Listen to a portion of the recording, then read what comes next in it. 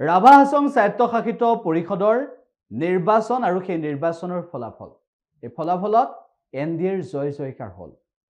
34খন আসন দখল কৰিলে এনডিএ এই 34খন আসন দখল কৰাৰ পিছত এনডিএৰ জয় জয়কাৰৰ পৰৱৰ্তী সময়ত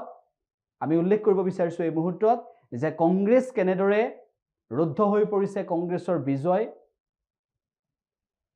বিজেপিৰ জয় জয়কাৰ কেনেদৰে আৰম্ভ হৈছিল আৰু কেনেদৰে এতিয়াও চলি আছে আগন্তুক 2026 লৈ আগন্তুক পঞ্চায়ত নিৰ্বাচনলৈ কেনেদৰে বিৰোধীয়ে আগবাঢ়িব পাৰে সেয়া হ'ব গুৰুত্বপূৰ্ণ উল্লেখ হৈছে স্বায়ত্তশাসিত পৰিষদৰ নিৰ্বাচনত শাসকীয় দলটোৱে বিজয় সাব্যস্ত কৰে এয়া কোনো নতুন কথা নহয় কিন্তু আগন্তুক সময়ত পঞ্চায়ত নিৰ্বাচন আৰু বিধানসভা নিৰ্বাচনত 26ৰ বিধানসভা নিৰ্বাচনত বিৰোধীয়ে কেনেদৰে ফলাফল দেখুৱায় সেয়া হ'ব গুৰুত্বপূৰ্ণ ৰাভা হাছঙৰ ফলাফলৰ পিছত কেনেকুৱা আনন্দ উল্লাস সেয়া আমি দেখুৱাব বিচাৰিছো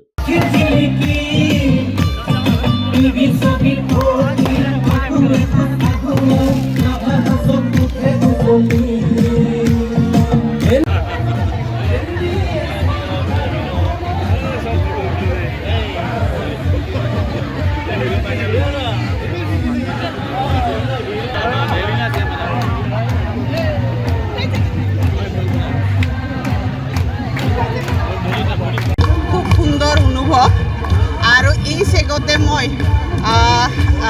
ৰাভা হাছং অটোনমাছ কাউন্সিলৰ সকলো ৰাইজলৈ মোৰ আন্তৰিক ধন্যবাদ জ্ঞাপন কৰিছোঁ আপোনালোকৰ চেনেলৰ জৰিয়তে ইমানে কম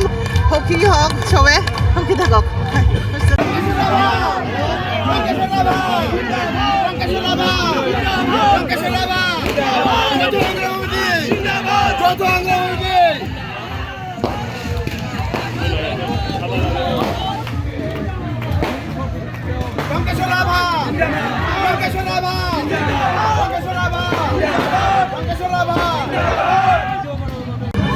ৰাইজে আশীৰ্বাদ দিছে তৃতীয়বাৰৰ কাৰণে তাৰ কাৰণে মই দক্ষিণ মিদনাপুৰ সমষ্টিসমূহ ৰাইজক মই ধন্যবাদ জ্ঞাপন কৰিছোঁ কৃতজ্ঞতা জ্ঞাপন কৰিছোঁ আৰু সমগ্ৰ গোটেই ৰাভা হাছং অটোনমাছ কাউন্সিলৰ যি ভোটাৰ ৰাইজ সকলোকে মই শুভেচ্ছা জনাইছোঁ কৃতজ্ঞতা জ্ঞাপন কৰিছোঁ এটা সুন্দৰ পৰিৱেশৰ মাজত পৰিৱেশ দিছে আৰু সেইকাৰণে আমাৰ লক্ষ্য থাকিব এইবাৰ ৰাভা হাছং অটোনমাছ কাউন্সিলৰ ওচৰলৈকে ৰাইজ আহিব দৰকাৰ নাই কাউন্সিলখন এবাৰ ৰাইজৰ ওচৰলৈকে যাব এখন আমাৰ কাউন্সিল সকলো জাতিজনজাতি কাউন্সিল হিচাপে ৰূপান্তৰ কৰিবৰ কাৰণে আমাৰ চিন্তা থাকিব আমি প্ৰতিজ্ঞাবদ্ধ যাৰ দল নাই তেওঁতো পিছত আমাৰ লগত আহিবই কোনো অসুবিধা নাই আৰু কংগ্ৰেছখনে 33খন আসনত খেলি পেলাই তেওঁলোকে এখনত জয়লাভ কৰিছে গতিকে কেতিয়াবা ভালকৈ গাড়ীখন চলাই গ'লে কেতিয়াবা এক্সিডেণ্ট হয় গতিকে এক্সিডেণ্টলি কংগ্ৰেছে এখন আসন পাইছে তেওঁলোকৰ কথা মই ক'বলগীয়া নাই গতিকে মই যিমানবোৰ আটাইবোৰ কেনে যি নিৰ্বাচনত জয়ী হৈছে সকলোকে মই শুভেচ্ছা জনাইছোঁ মই কৃতজ্ঞতা জ্ঞাপন কৰিছোঁ আৰু সকলোৱে মিলি